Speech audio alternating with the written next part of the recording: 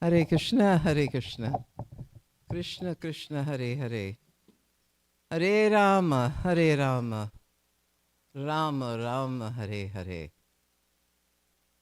I am very grateful for anyone that's shown up in this cold weather today. There is only one main reason that you've come here. It's to have some association with devotees and to have, of course, darshan of the Lord.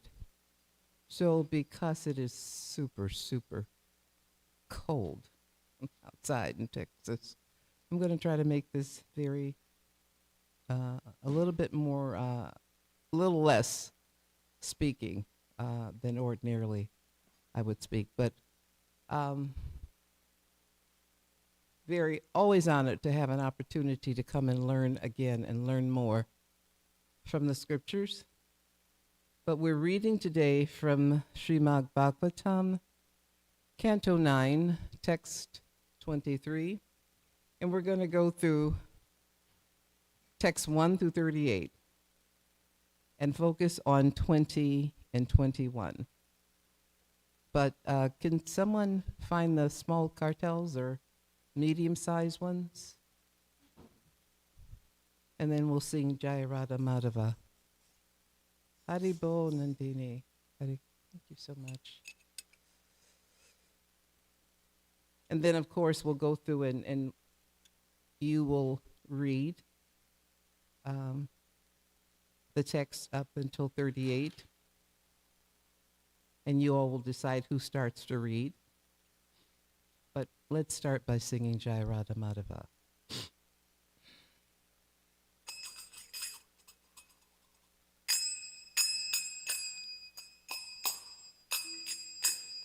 Jaya Radha Madhava Kunja Bihari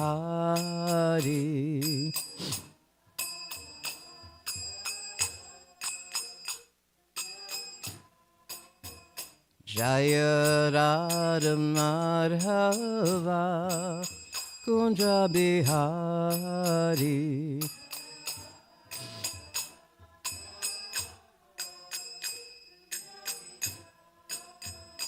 Jaya Gopi Jana Vallabha Girivardhari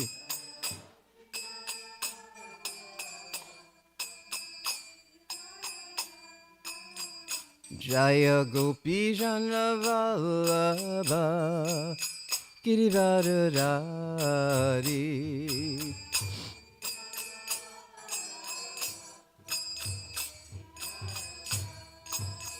Yamuna Tira Vanachari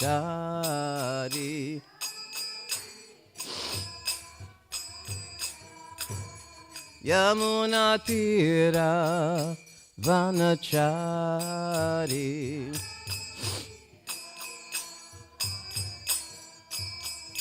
Jaya Radha Madhava Kunja Bihari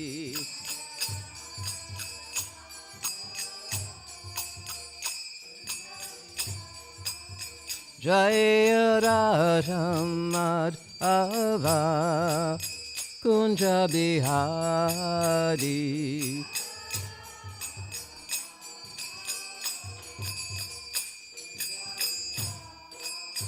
Jaya Gopi Jana Vallabha Girivardhari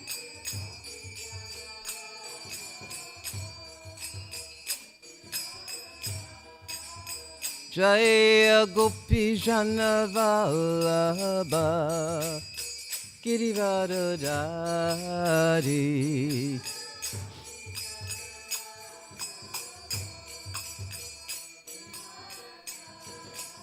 Yashodanandana Braja Jararanjanan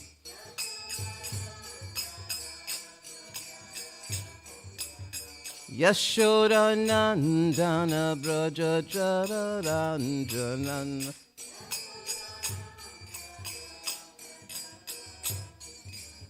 Yamunatira Vanachari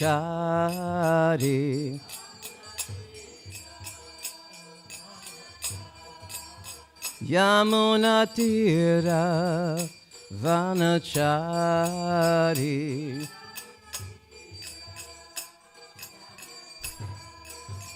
Hare Krishna, Hare Krishna, Krishna Krishna, Hare Hare, Hare Rama, Hare Rama, Rama Rama, Hare Hare.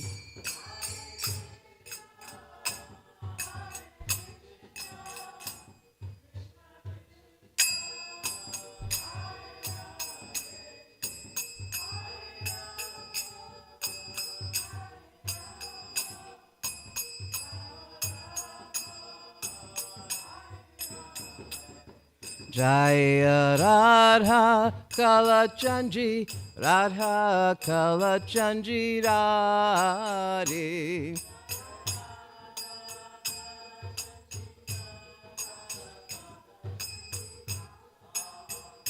Jaya Jaya Jagannath, Jagannath, Jagannath, Jaya Jaya Jagannath.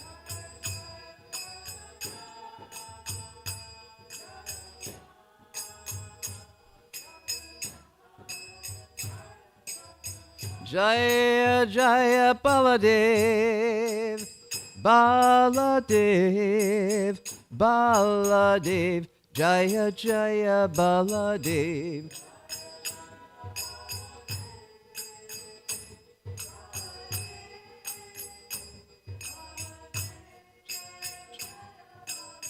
Jaya Jaya Subhadra, Subhadra, Subhadra, Jaya Jaya Subhadra.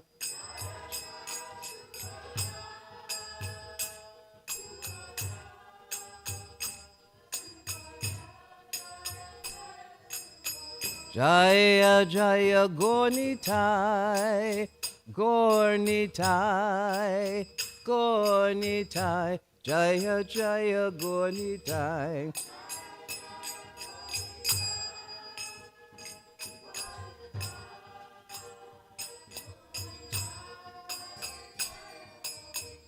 Nitai Guru Haribo, Haribo, Haribo, Nitai Guru Haribo.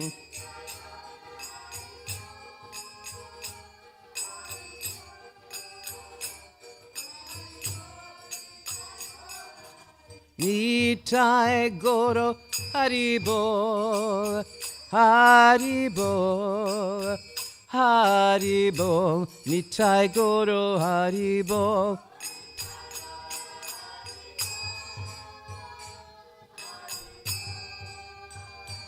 Haribo, Nitai Guru Haribo. Jai Srila Prabhupada Ki Jai, Jai Shri Shri Radha Kalachandji Dham Ki Jai. So chapter 9, text 9, thank you. Text 9,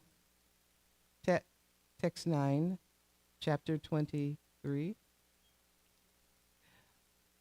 Yes, the dynasties of the sons of Yayati.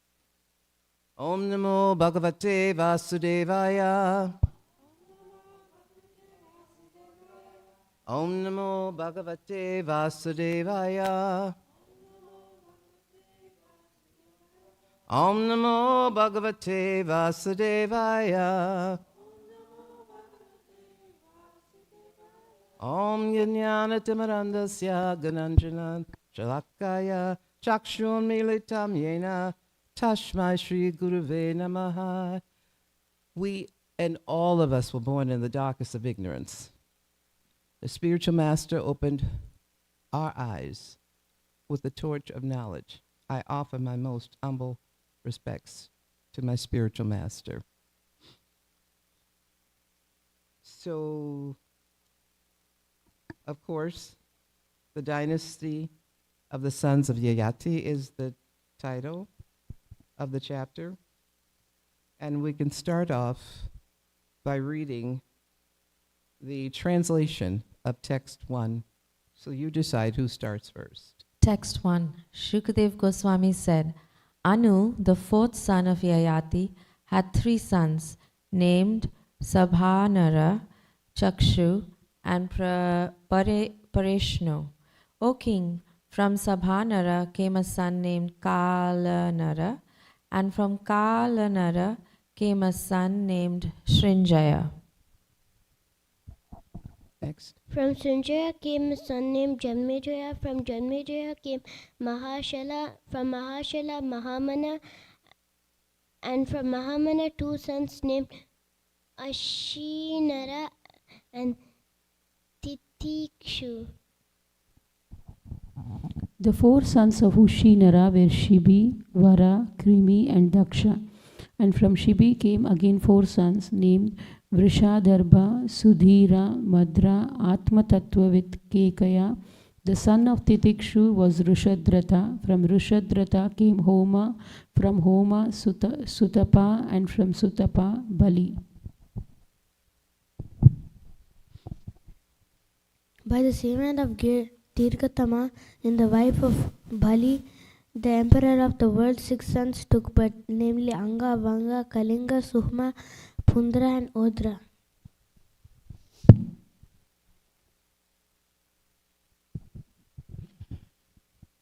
These 6 sons headed by Anga later became kings of 6 states in the eastern side of India. These states were known according to the names of their respective kings. From Anga came a son named Kalapana, and from Kalapana came Devi. From Devi came a son named Darumata and Damarata, and his son Sharatama, who was celebrated as Romapada. However, was without issue, and therefore his friend Maruja Dasharata gave his own daughter named Shantara. You take your time and just do the best you can. Accepted her and his daughter, and thereafter she married Rishishima. When the demigods from the heavenly planets failed to shower rain, Rishishima was appointed the priest for performing a sacrifice. After being brought from the forest by the allurement of prostitutes who danced, staged, theatrically performed, accompanied by music, and embraced and worshipped him. After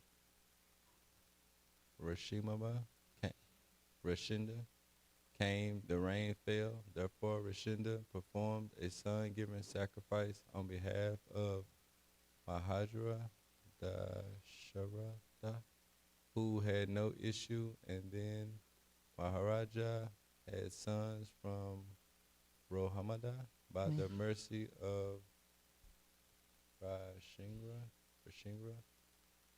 Kataranji was born, and from Kataranji came Pratikala. Thank you. Great. Haribol. Jai. The Next. sons at Prajalaksha were Brihadratha, Brihatkarma, and Brihatbanu. From the eldest, Brihadratha, came a son named Brihamana, and from Brihamana came a son named Jayadrath.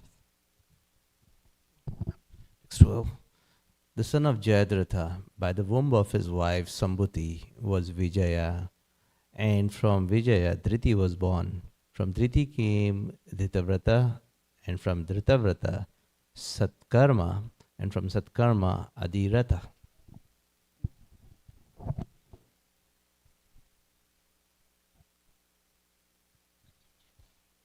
While playing on the bank of the Ganges, Adhiratha found a baby wrapped up in a basket. The baby had been left by Kunti because he was born before she was married. Because Adhirata had no sons, he raised this baby as his own. This son was later known as Karna.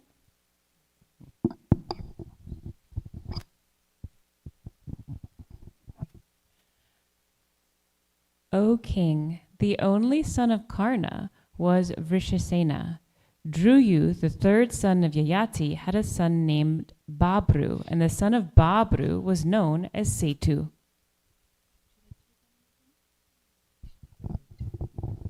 The son of Setu was Araba, and Araba's son was Gandhara, and Gandhara's son was Dharma, and Dharma's son was Drita, and Drita's son was Dumada, and Dumada's son was Pracheta, who had 100 sons. The sons of Prachetas occupied the northern side of India, which was devoid of Vedic civilization, and became kings there. Yayati's second son was Turvasu, and the sons of Turvasu was Vahani, and the son of Vahani was Bharga, and the son of Bharga was Banuman.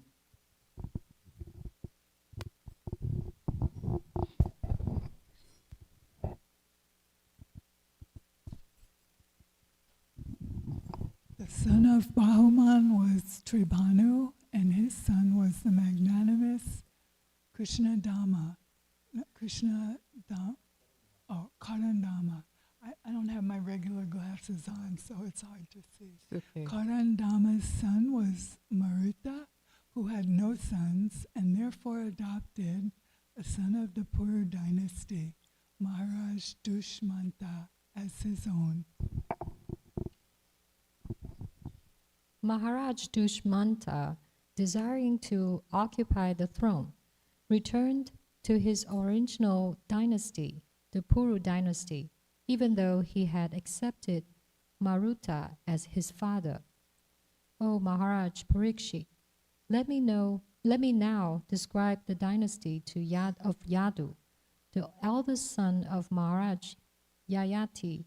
This description is supremely pious and vanquishes the reactions of sinful activities in human society. Simply by hearing this description, one is free from all sinful reactions.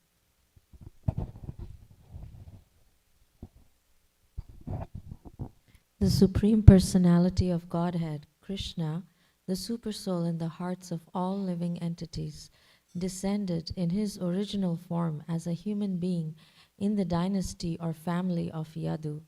Yadu had 4 sons, named Sahasrajit, Kroshta, Nala, and Ripu.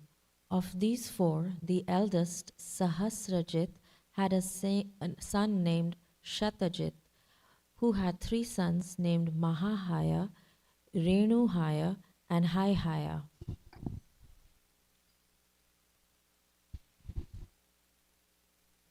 The son of Haihaya was Dharma, and the son of Dharma was Netra. The father of Kunti. From Kunti came a son named Sohanji. From Sohanji came Mahisman, and from Mahisman Bhadrasenaka.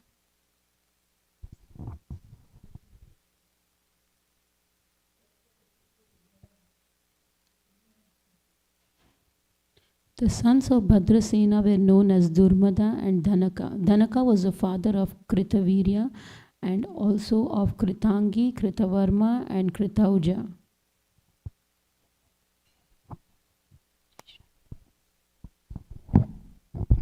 The son of Kritavirya was Arjuna. He, Kartavirya Arjuna, became the emperor of the entire world, consisting of 7 islands, and received mystic power from Dattatreya, the incarnation of the Supreme Personality of Godhead. Thus he obtained the mystic perfection known as the Ashtasiddhi. No other king in this world could equal Kartavir Arjuna in sacrifices, charity, austerity, mystic power, education, strength, or mercy. For 85,000 years, Karata Rajana, Rajana continuously enjoyed material opulence with full bodily strength and unimpaired memory.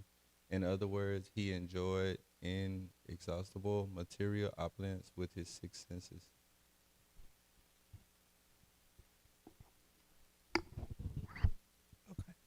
Of the 1,000 sons of Kartavirya Arjuna, only 5 remained alive after the fight with Parshuram. Their names were Jayadvaja, Surashena, Vrishabha, Madhu, and Urjita. Jayadvaja had a son named Talajanga, who had 100 sons. All the Kshatriyas in that dynasty, known as Talajanga, were annihilated by the great power received by Maharaj Shagra from Urva Rishi.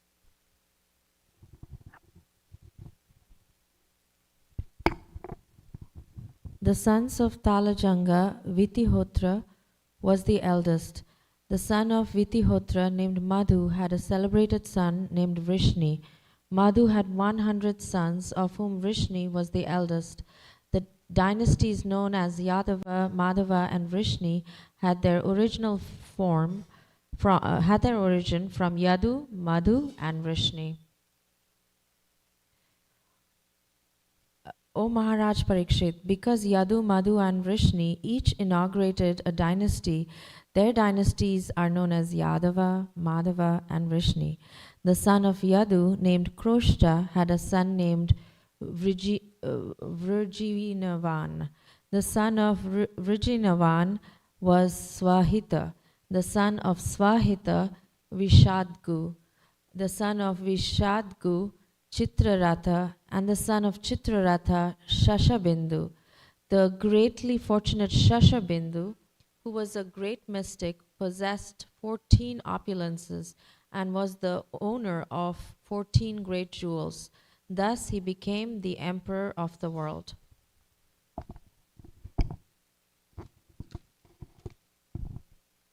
The famous Shashabindu had 10,000 wives, and by each he begot 1,00,000 of sons. Therefore, the number of his sons was 10,000 lakhs. Among his many sons, 6 were the foremost, such as Pruthushrava and Pruthukirti. The son of Pruthushrava was known as Dharma, and his son was known as Ushana. Ushana was the performer of 100 horse sacrifices. The son of Ushana was Ruchaka, who had 5 sons, Purujit, Rukma, Rukmeshu, Prithu, and Jamaga. Please hear of these sons from me. Jamaga had no sons, but because he was fearful of his wife Shaibya, he could not accept another wife. Jamaga once took from the house of some royal enemy a girl who was a prostitute, but upon seeing her, Shaibya was very angry. Shaibya was very angry and said to her husband, "My husband, you cheater, who is this girl sitting upon my seat on the chariot?" Jamaga then replied, "This girl will be your daughter-in-law." Upon hearing these joking words, Shaibya smilingly replied, Shaibya said, "I am sterile and have no co-wife. How can this girl be my daughter-in-law? Please tell me." Jamaga replied, "My dear queen, I shall see that you indeed have a son, and this girl will be your daughter-in-law." Long ago, Jamaga had satisfied the demigods and pitas by worshipping them. Now, by their mercy, Jamaga's word came true. Although Shaibya was barren, by the grace of the demigod she became pregnant and in due course of time gave birth to a child named Vidarbha. Before the child's birth, the girl had been accepted as a daughter-in-law, and therefore Vidarbha actually married her when they grew up. Haribo. So much history here. So much. So I always personally enjoy these long texts because it gives me an opportunity to be short and sweet and to the point. So I'll try to do that. So we're reading text 21. We're going to focus on that. Before that, I always offer my most humble respects to my spiritual master. Namo Vishnu Padaya Krishna Pasaya Buddhale Shimadi Bhakti Tirtha Swami Janamani Namaste Krishna Pad Prabhupada Astriyatmani Shri Guru Karuna Shakti Bhakti Tirtha Swami Janamani. Okay, so we're going to go through this and enjoy every moment of it. And based on the time amount, the allotted time, I'll read the Sanskrit once, and then you can go back and repeat once, and then we'll complete it. Yatra virtan yatra vartirno bhagavan paramatma narakriti yado sahasrajit krushta nalo ripa iti shruta chatvara sunavastatra satajit pratamatmajaha mahayoriniho mahahorinuho heyayaschita tatsutaha. Do you want to tackle that together? Or one person can read. Right.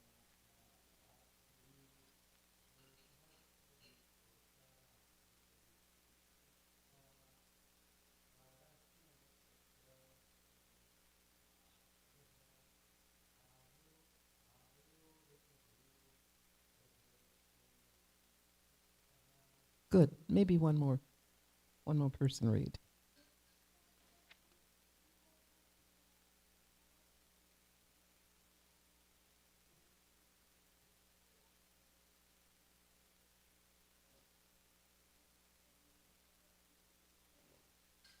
Thank you.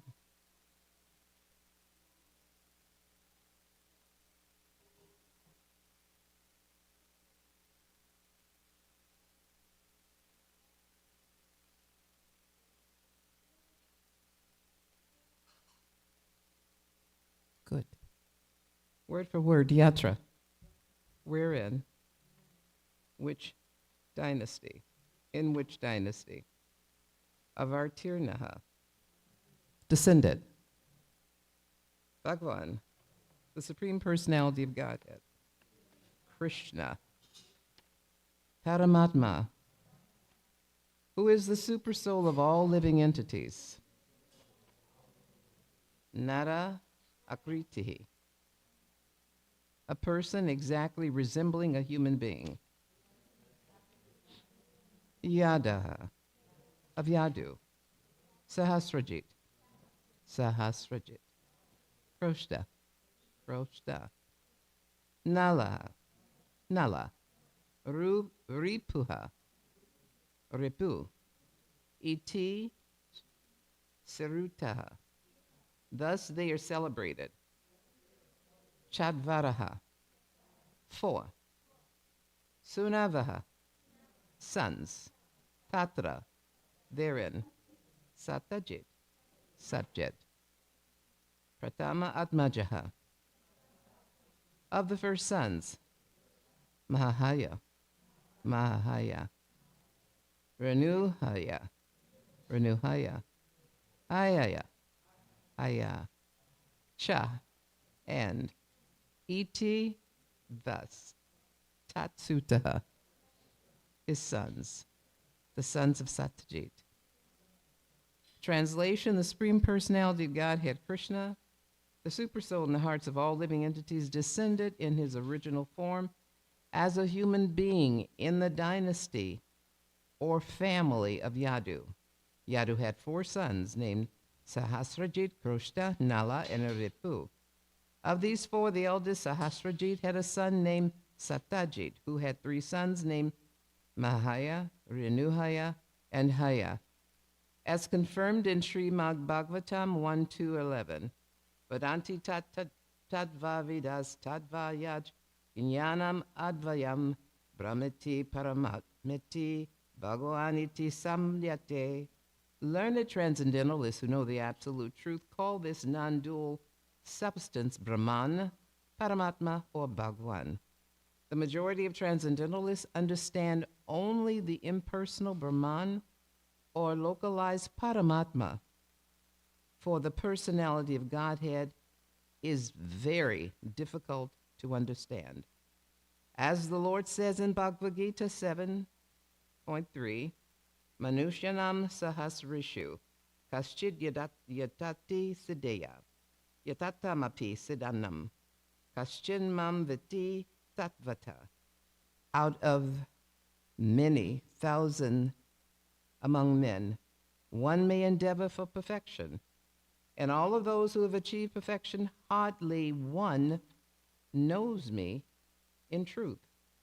The yogis, jnanis, that is, the mystic yogis, and the impersonalists can understand the absolute truth as impersonal or localized. But although such realized souls are above ordinary human beings, they cannot understand how the supreme absolute truth can be a person. Therefore, it is said that out of many siddhas, the souls who have already realized the absolute truth, one may understand Krishna, who exactly resembles a human being, Narakriti. This human form was explained by Krishna himself after he manifested the Virat Rupa. The Virat Rupa is not the original form of the Lord. The Lord's original form is Dvibhuja Shamasundara, Muladi Dara, the Lord with two hands, playing a flute, Yam Shamasundaram Achintya Guna Swarupa. The Lord's forms are proof of his inconceivable qualities. Although the Lord maintains innumerable universes within the period of his breath, he is dressed with a form exactly like that of a human being. That does not mean, however, that he is a human being. This is his original form, but because he looks like a human being, those who have a poor fund of knowledge consider him an ordinary man. The Lord says, Avajanati mamudaha manusham tanam asritam parambhavan ajanato mana buddhita maheshwaram. Fools deride me when I descend in the human form. They do not know my transcendental nature and my supreme dominion over all that be. Bhagavad Gita 9:11. By the Lord's Parambhavan, or transcendental nature, he is the all-pervading Paramatma, living in the core of the hearts of all living entities, yet he looks like a human being. Mayavadi philosophy says that the Lord is originally impersonal, but assumes a human form and many other forms when he descends. Actually, however, he is originally like a human being, and the impersonal Brahman consists of the rays of his body. Yashat prabhavato jagaranda koti.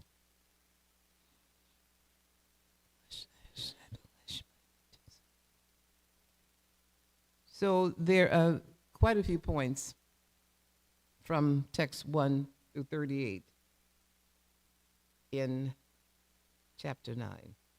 Of course, we understand that Krishna has descended from the Yadu dynasty, but the point that I want to briefly focus on is the fact that you have those that are yogis, jnanis, and what to speak of siddhas, those who have achieved perfection. And yet, they really do not either know the Lord or their understanding of the Lord is limited. What to say of the average jiva in this material world that reads the scriptures, listens to the scriptures, tries to understand the scripture?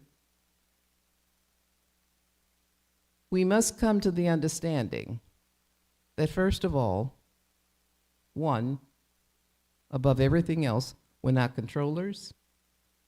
We don't know everything. And with humility, we take to the lessons in the scriptures that have been placed in our presence in the scriptures by Srila Prabhupada. What came to mind is that if we all, individually and as a world, operated in a way that we do not partake of the four defects, and we do every single day, we are taking part, and if not four of them, all of them. And the defects, mistakes. We make mistakes. We cheat. Imperfect senses and illusions. If we were able to rise above that, read the scriptures, and try to understand, if we could be examples of what is necessary to survive in this world, if we could have the ability to at least follow those that have led a pathway of truth and understanding, and they've followed the scriptures, if we could do that, then there's a really good chance that civilization could survive all of this nonsense. We're in the 10,000 golden years, and hopefully those that are sitting here, unless they want to come back into this material world, do not come back into the material world. But the point is, we have a responsibility not only to listen to the scriptures, we have a responsibility to follow and act accordingly to the scriptures. Because in every bona fide religion, there's a fine line that connects us all. The 2 points that come to mind are that we are to treat each other. There's a phrase in the Bible I'm trying to remember from do unto others as we'd have them do unto you. And we are to love each other. Love each other as the Lord loved us as best we can, because no one can love us the way he does. His love has been consistent. If we could be examples of that, if we could treat each other in that way, if it expanded around the world, there would be no need to have newspapers, radios, because everything would act accordingly. But every single one of you is here for a reason. You've walked into this temple for a reason. You came to Krishna consciousness for a reason. Make it worth your while. Don't just, and I don't mean to beat you over the head with anything, because I have absolute respect and love for everyone. But if we could at least follow the examples of the scriptures and understand that as we're learning, we may not get it all right. I don't get it all right. You do the best you can. But when you take a step in honesty and sincerity and you're trying to learn, the Lord kind of pushes you along. He takes many, many steps to assist you. Sometimes when you think about the scriptures, there's just one really simple thing that we need to understand. We're in these bodies. We are not these bodies. We are part and parcel of the Supreme Personality of Godhead. If we could look and understand that every single entity that we pass has the Lord in the heart, Paramatma, maybe we could drop our guard and treat each other a little bit differently, have a little love for each other, help each other along the way. Because in this world that is playing out in Kali Yuga, which is where we are, quarrel and confusion, that's where we are. It doesn't mean that this is the end of our world, and I'm saying that to say it doesn't mean that we have to walk around depressed. We've been given knowledge. Every particular bona fide religion has the knowledge in order to at least get back to the spiritual world. In Vedic tradition, there is a process by which we can do that. There is a process. And the nice part about it is when Lord Chaitanya came over 500 years ago, he made it so simple. But then you think about it and you think the Lord actually descended on this planet. He presented himself. And still, what is it? Fools deride him. People still do not get it. What actually does it take for us to understand Krishna, the Lord, is the supreme, the omnipotent, the most perfect, everything, but in spite of all that, in addition to all that, we are filled with so much love. And when a person is loved properly, sky's the limit. You can do whatever is necessary. Some of our lessons are here to take what has been given to us, to live the life of a devotee, and not only have all of this knowledge and hold it in our hand, but to share it with someone else. We are teachers. Each and every one of us is an individual teacher. If you're not using these lessons that have been given to us, and if you're not trying to get an understanding of it, what a waste. We have so much potential. Every single one of us has potential. Not to get off track, but the past couple of days I've been listening to different gurus, and one that really touches my heart, always touches my heart, and it was part of the celebration we had recently, was His Holiness Radhanath Swami. And it was, one of the tapes was an attitude of gratitude. What I thought about after all the decades of being in Krishna consciousness in this movement is that I don't really notice from us who've been given so much the mood of an attitude of gratitude. What I find is when you have gratitude, when you appreciate what has been given to you by the Lord, when you realize the gem that's in your hand, you don't just hold it. When we have something very precious, sometimes the average person pulls it to them and they hold it so close. But when you do that, nothing comes in, nothing goes out. And you have a very limited type of a lifestyle. If we can approach each day with the understanding, yes, this is what I've been given. I may understand a little bit of it. I may understand a lot, but I don't know everything. But I want to open up my heart and I want to share what I have, regardless. The other thing that came, and maybe it steps on toes, is that we're sitting in a community of people. And I think it's so important not to only keep this inside the door, but to reach out to that community that is surrounding us.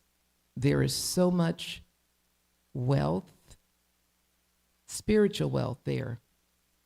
And it's like tapping a faucet that has nothing but goodness.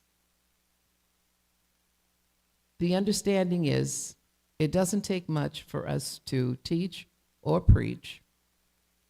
Just do a little bit. Approach each day with appreciation, with the fact that, and I guess some of you have to get older to realize this.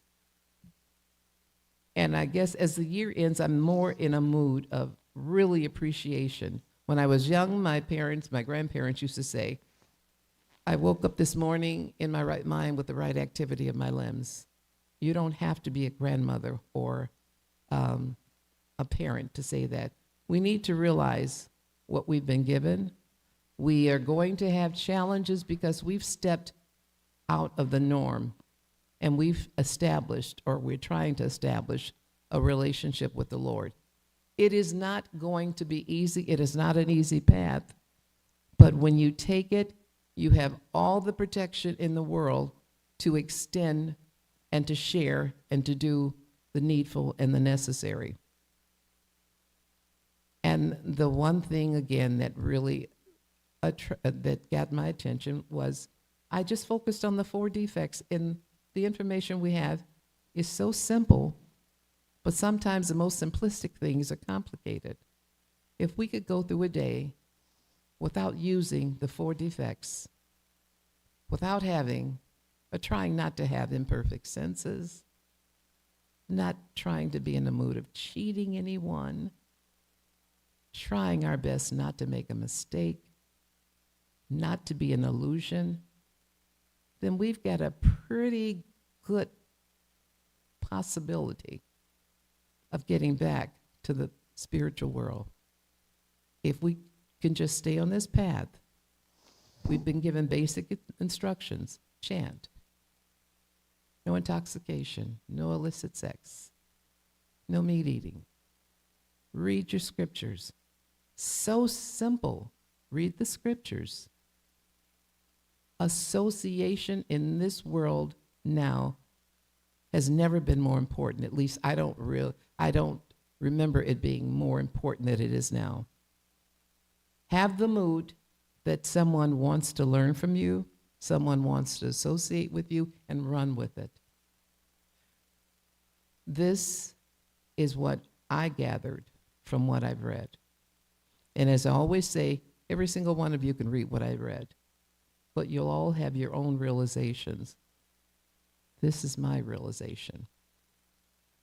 So I'm going to end at this point. Does anyone want to share anything? Please, your mic. Thank you, Mataji, for nice class. It always helps us to go deeper, thought-provoking.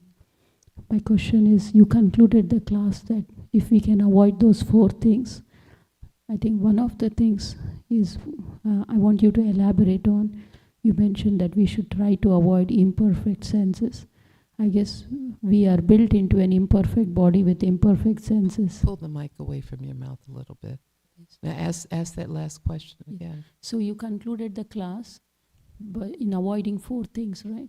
So can you elaborate on one of the points you mentioned about imperfect senses?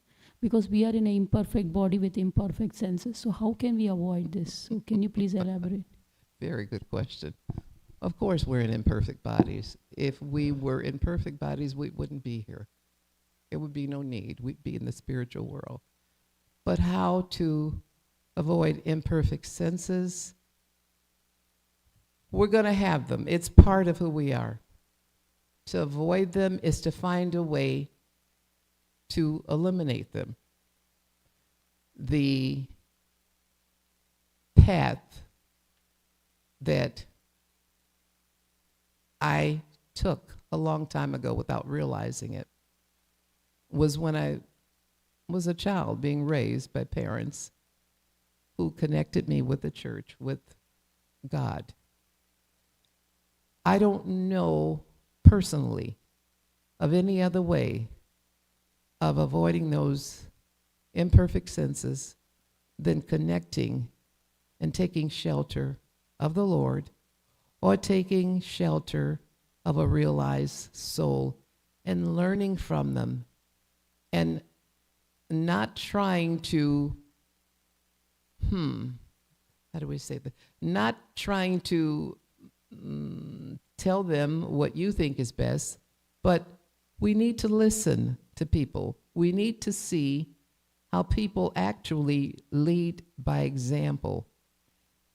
We need to follow the 4 rules and regs. We need to read Srila Prabhupada's books. We need to chant. We need to be very careful about our association. The reason I'm saying that, and I don't mean to minimize it, but those are the things that I have learned that have helped me along my way in this path. When I came into the movement, who you see sitting here and what I'm saying did not exist. Thoughts, senses, they were not so good. But because of some very elevated souls, because of very good association, and because for a change I closed my mouth and I opened my ears and I listened and I watched. And on top of that, I didn't give them all the responsibility of doing for me. I did for myself. You have to take what you're given and then go with it. Don't just, not saying you, but don't just lean on, let's say, guru and just think guru is supposed to correct this. No, he isn't. He's supposed to give you all the whatever information you need. But we have all that we need in all of the Vedic scriptures that we have been given to lead a life in such a way, I think, so as not to have imperfect senses. Imperfect senses would mean I see you, I see that your descendants may be from another country. I see that maybe the behavior of a particular descendant of a particular country is going to be a certain way, so I should react a certain way. To me, that's an imperfect sense. I don't know where you've come from. I don't know a lot about you, but I do know the fact that you're sitting here in this temple, that you actually want to do all the right things, that I cannot assume that you have any other purpose but to do the right thing. And I know I'm going off track a little bit, but steps that we've been given, so basic. If we just focus on what our imperfections are, and if we're honest with ourselves regularly. I remember my guru saying each time he came to whatever location we were, there should be a change. We should be better than we were, or at least a change should have taken place. We should work on ourselves every single day. We should not compare ourselves to anyone. We are our own competition. We should also work on establishing a better relationship with the Lord, because when we do, we'll feel comfortable enough that when we have shortcomings or questions, we can pray. We still pray.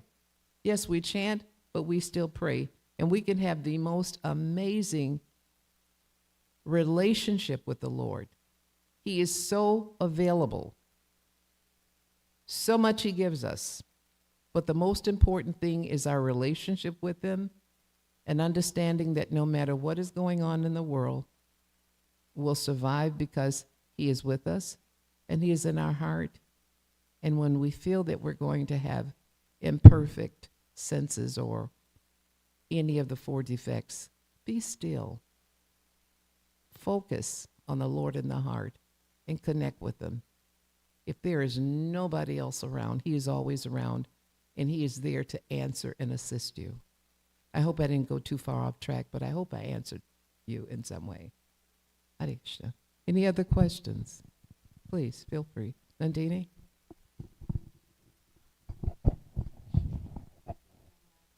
Emphasize the love and relationships that are vital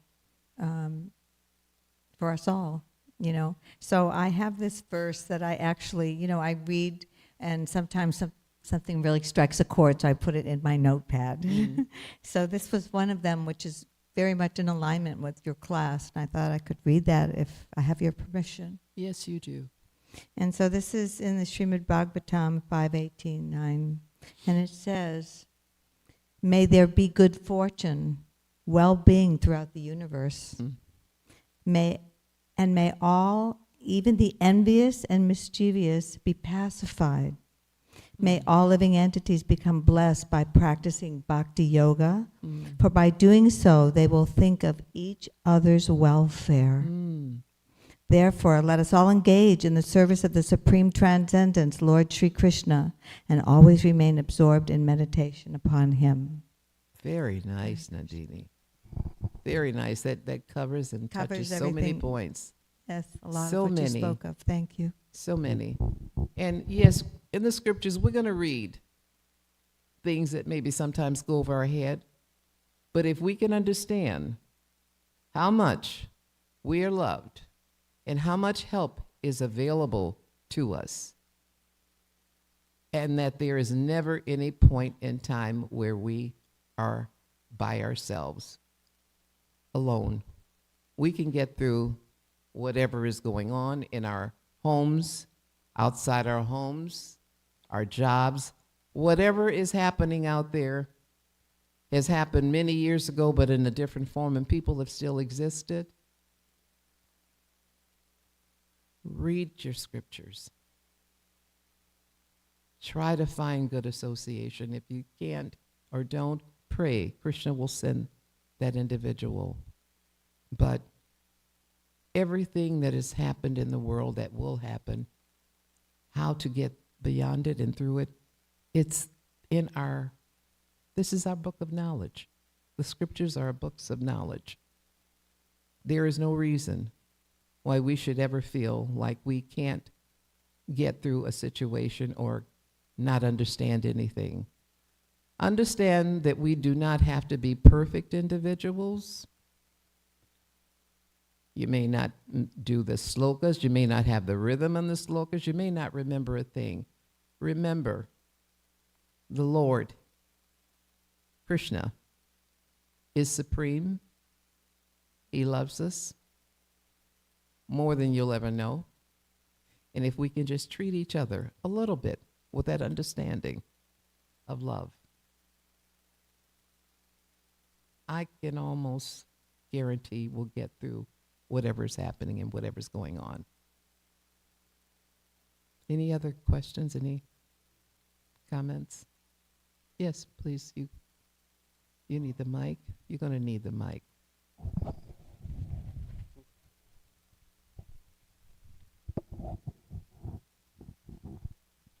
I guess my question, Mataji, thank you for your class as well. But if we fall short, I guess, of the glory of Krishna, how should we feel returning to Krishna? Should we feel like he loves us, or like, could you explain on that? I don't know that many people that don't fall short of the Lord. And what one needs to understand is like he is like the most perfect parent. When you have a good parent, when you have a really good parent, no matter what mistakes you make, they'll pick you up, they'll hug you, they'll pat you on the head and tell you it's going to be okay, and then they'll give you instructions on what to do to make it okay. What is not the best thing for us is to give up and throw up our hands and figure, well, I made this mistake. Let me not even try. Keep trying. Because he knows we're imperfect. Why do we have the scriptures? Why do we even have instructions? We came into this world with issues. This is not our first rodeo, as they say. We've had many bodies. We've had many, many bodies. And thank Krishna, we don't remember them all. I don't want to remember all the things that I did in different bodies, but you're in this body right now. Each one of you are in this body to correct whatever needs to be corrected, to change, to make adjustments. It is known fact. We're not perfect, but we're given this opportunity to hear and to take what we hear and learn from it. So he forgives us, he tolerates us, he loves us, he's firm with us, but he never gives up on us. Hare Krishna. Hare Krishna. Thank you. Good question.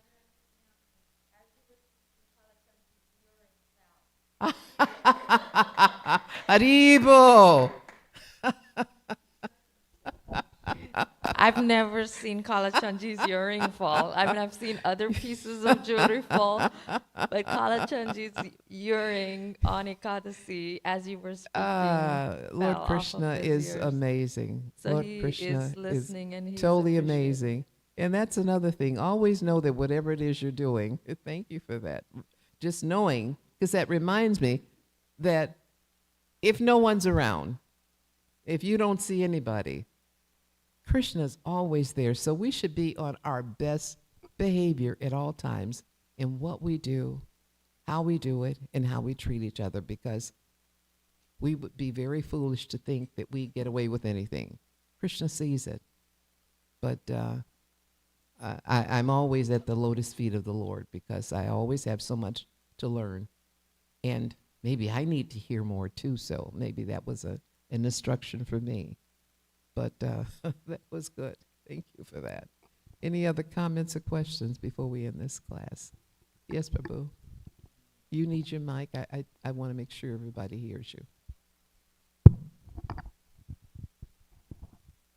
About the man who had 1,000 wives.